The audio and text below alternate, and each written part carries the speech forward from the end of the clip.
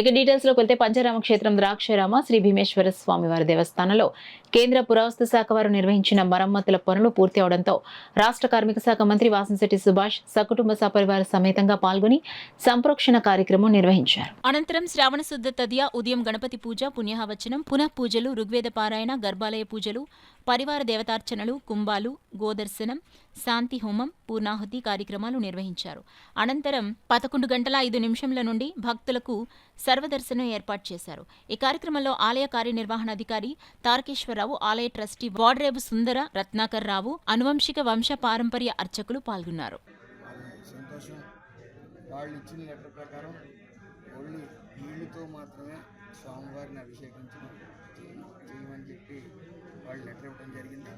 అదేవిధంగా మాణిక్య అమ్మగారి పూజలు యథావిధిగా జరుగుతాయి.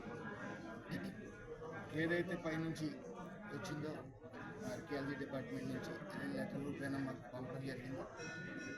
ఇక నుంచి మార్నింగ్ దేవస్థానం తరఫున జరిగే అభిషేకం జరిగిన తర్వాత కేవలం నీళ్ళతో మాత్రమే అభిషేకం చేయమని చెప్పారు కాబట్టి అలాగే కొనసాగుతుంది. మరి చాలా అదృష్టం, ఎన్నో జన్మల అదృష్టం మరి భావిస్తూ ఉన్నాను. ఈరోజు నా చేతుల మీదుగా మళ్ళీ పునఃప్రారంభం అవడం గుడి